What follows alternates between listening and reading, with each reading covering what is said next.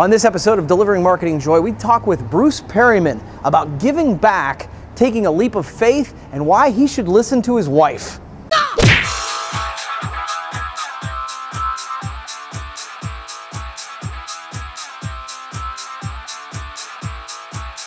Hey there, and welcome to another edition of Delivering Marketing Joy. I am your host, Kirby Hasseman, and I'm thrilled to be joined today with the owner of Embroidery Unlimited, Bruce Perryman. Bruce, thank you so much for joining me today.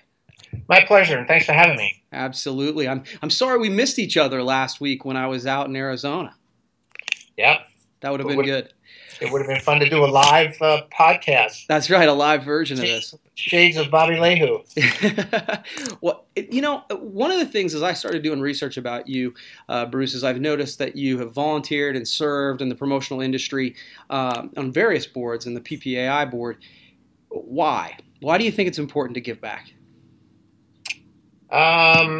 It's an interesting story because when I moved to Arizona, the only person that I knew was my wife. I had 4 embroidery machines, no employees, and no clients. I knew I was going to have to deal with promotional products distributors, and my wife said to me, "You need to join the Arizona Promotional Products Association." Completely out of my comfort zone. People know me and see where I've progressed with PPAI. Completely out of my comfort zone.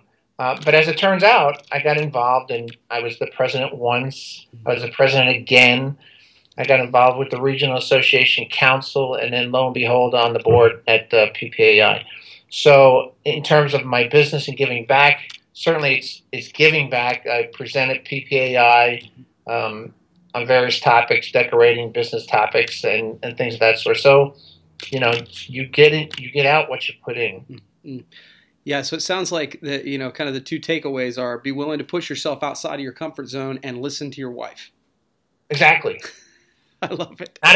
Just reverse that order. Yeah, okay, yeah, that makes total sense. I totally messed that up, sorry. It's a remarkable journey because I've been able to meet such great people, whether it's, people like yourself and Mark Graham and Danny Rosen and the infamous Dan Azezo, but I mean, just run-of-the-mill business people that are out there hitting it and having a good time, and the association is a good place to be and be a part of.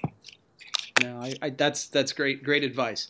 Now, your business is just kind of on the opposite end, and you alluded to this. Yours is on the opposite end of mine. So, what does your ideal customer look like? My ideal customer looks like, well, I don't know that I have an ideal customer, but the bigger we have a nice mix of clients here. I'm very particular and strategic about chasing business. I know who the players are in certain market segments, so I tend to be very and using social tools. The beauty of social media now is that you can be very strategic. You can reach out and touch somebody and generate business just with a phone call, whereas in the past you'd have to work with networking and all that other stuff.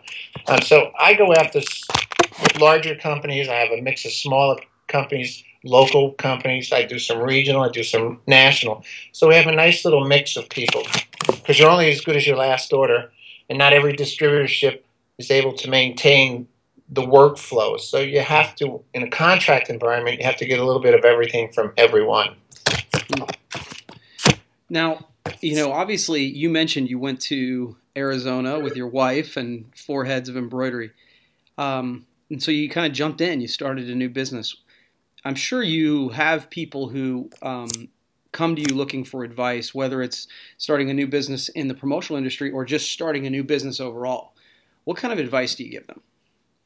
Stay true to your dreams. Stay true to yourself, and continually learn. It's amazing. I've been in the business world since 1978. I've been my own business owner going on 26 years. I left corporate America. I moved from the New York metro area to North Carolina with no experience at all in textiles. Built that business up and sold it in 1998, moved out here and started up yet again.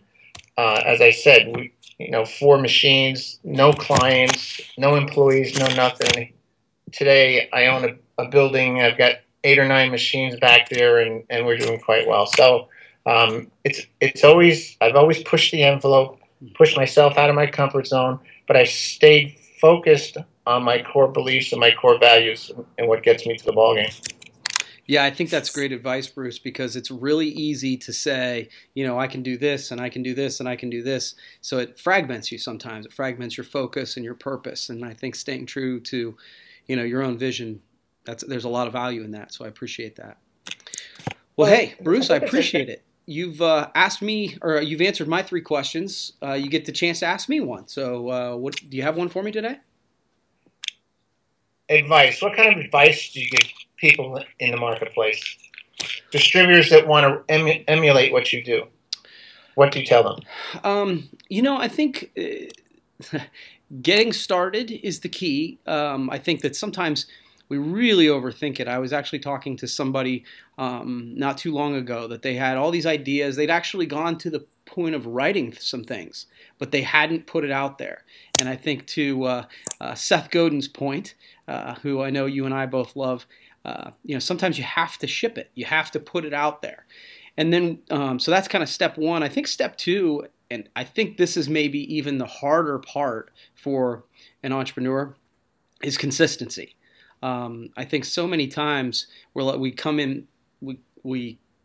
into an idea and say, hey, I'm going to do this, and I'm going to do this, I'm going to do this, and we start. And then 3 weeks later, we get distracted by life and we stop. Right. And I think if you really want to build a following, you want to build a brand, you have to be consistent not only in your look and your theme, but you have to be consistent in your actions. And I think that definitely rings true in social as well. So I think that's, and honestly, I think that's the thing that most people lack, is they just don't do whatever they've decided to do consistently. Sound advice. That's sound advice, and you used one of my favorite terms, overthinking. Yeah. Well, and I think it comes back to what you said, Bruce. You were saying you got to stay true to your vision. Well, part of staying true to your vision is to continually act in a way that's consistent. And so I think we're on the same page. Excellent. Excellent. Well, Bruce, I really appreciate you taking the time. Thanks so much for joining me on Delivering Marketing Joy. We'll have to do it again. You got it. All right. Thanks so much. Thank you. Bye-bye. Hey, thanks for watching, but wait! Can you do me a favor? Please subscribe to my channel. If you haven't done it already, the way to do it's right over here. And hey, if you want to watch the last episode, check that out over here. Again, before you leave, subscribe!